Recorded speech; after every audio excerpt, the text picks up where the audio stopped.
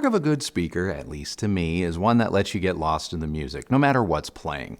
Take the new Super Dentons that Wharfedale's added to their heritage line. They fall right in the middle, between the Denton 85s and the larger three-way Linton, and they remind me a lot of speakers that came out before we all became so consumed with measurements and graphs. The Super Denton is a three-way rear-ported bookshelf speaker with a 6.5-inch Kevlar woofer, a 2-inch soft dome mid-range driver, and a 1-inch soft dome tweeter. The cabinet is slightly larger than the Denton 85, but it's nowhere near as big as the Lintons. Now, those two rear-facing ports and the three drivers, they combine for a reported frequency response of 52 Hz to 20 kHz.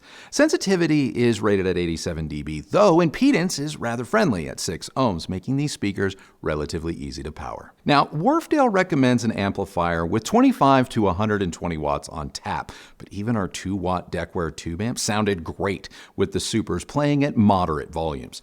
For more spirited listening and for better bass control and depth, we used amps like Arcam's Radia A25, Audiolab 6000A, and the Yamaha 2000A, and I have no complaints about any of those pairings. You can get the Super Dentons in 3 wood finishes. This is the black oak finish you're seeing here.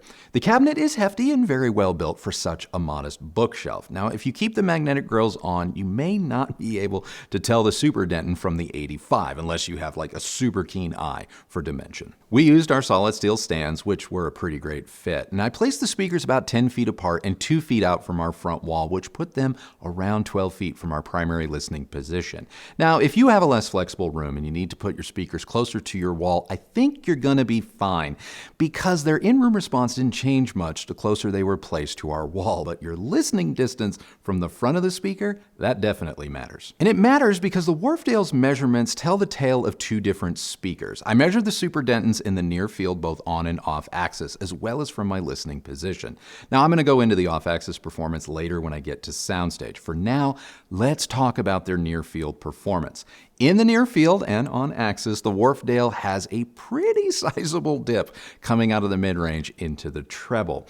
Now, the dip wasn't an issue for me, but remember, I'm not using these speakers on a desk, and our room is large enough that my primary listening spot is never that close. If you have a small room or are considering these as, say, a desktop solution, the dip might be audible, potentially even problematic. Sticking with near-field measurements, again on axis, the treble has a mild rise. You can curb the treble by as much as 3 dB when you place the included grills on the Wharfedales, or by pointing the speakers straight ahead.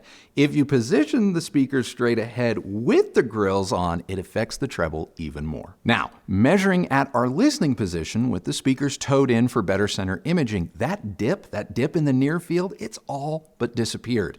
You can see that it now shows a more typical and gradual roll-off as we move into the highs. But putting the graphs away, even when pointed directly at our listening position, I wouldn't call the Super Denton bright, but I will say that I preferred listening to these with their grills on, which gives them a smoother top end. Starting things off with the bass, the Super Denton's bass has a broader sound. It's more of an old school vibe than what you'll find on a lot of modern speakers. This is not a full range speaker, so if you want to go full Carl and feel the true weight of a kick drum in your bowels, you're gonna need to pair these with a subwoofer.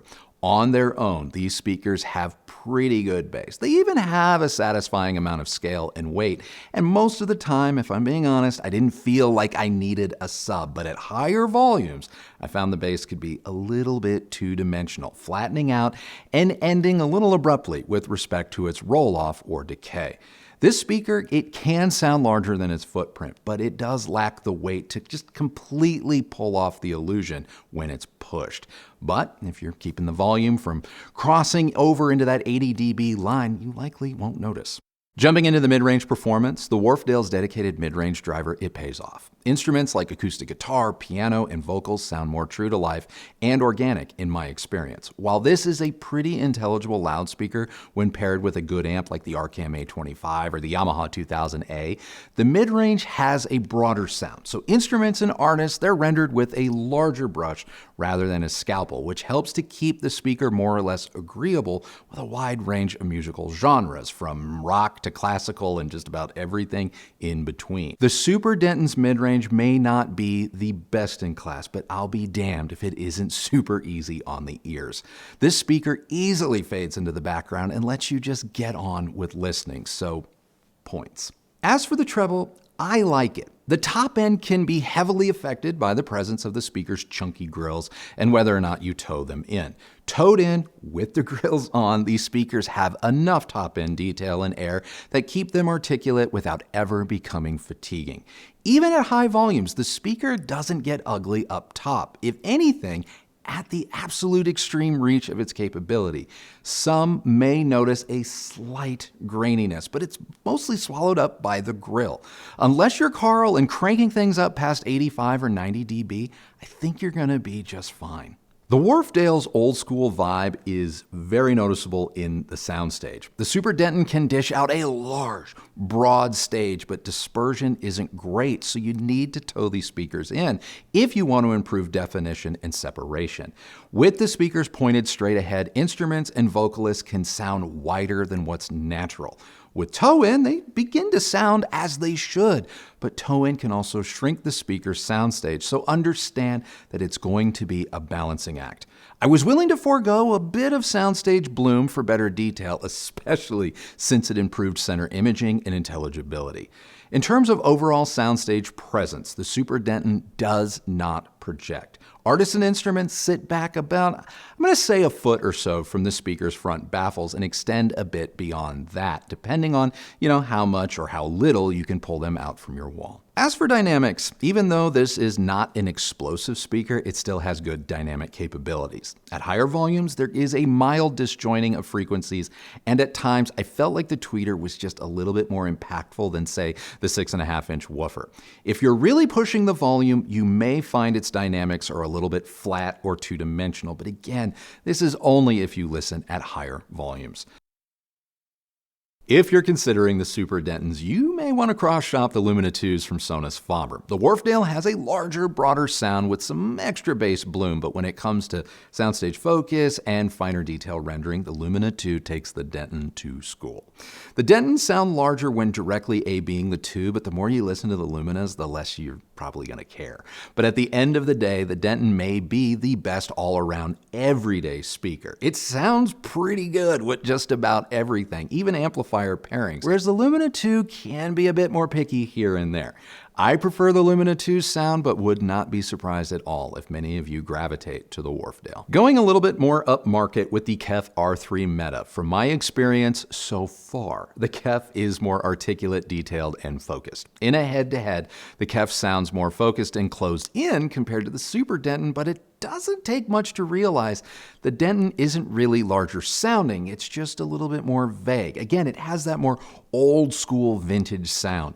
The R3 is the epitome of neutrality and balance, and for just a little bit more money, it is the overall better speaker. The drawback is the R3 is not quite as easy to drive as the Wharfedale, requiring maybe a greater investment in amplification, which obviously could affect the overall cost of building a system around them versus the Super Denton. Now, it's been 3 years since I last heard the Denton 85s. The 85 is a great speaker, and the Super Denton definitely keeps with the spirit of the 85 and what I loved about it all those years ago. Both have that old school vintage sound. Should you upgrade though? I honestly don't know. It's just been too long since I've lived with the 85, so it'd be super disingenuous of me to speak in absolutes. I wish I could offer more advice, but this is one instance where I'm gonna have to leave it up to you. No matter if the new Super Denton won any of my head-to-heads, this is just one of those speakers that's pretty easy to recommend. A solid jack of all trades that, honestly, I think a lot of people will have a pretty easy time falling in love with, even if on paper or in the eyes of some audiophiles, better exists just over the horizon. If you buy them, be sure to experiment with placement before passing any final judgments because, on the whole, this is a great all-round everyday loudspeaker. So that's it. That is now my take on Wharfedale's Super Denton 3-way bookshelf speaker. What did you guys all think? Let me know down in the comments below. And be sure, if you have a question that maybe I didn't go over in this review, you also leave it in the comments, because you never know, could be in next week's Unplugged. If you like this video, please do give it a thumbs up, like, and subscribe. Go ahead, ring that bell so that you're notified when new videos come out. If you use any of the links that Christy's left for you down below, know that that's a great way that you've continued to show your support for this channel and the work that we do here. And both of us, thank you very, very much for doing that. Follow me on Instagram at Recovering Audiophile. That's it for us today. So remember, the only person who has to like the sound of your system is you. So happy listening, everybody. Thank you so much for watching, and we'll see you on the next video.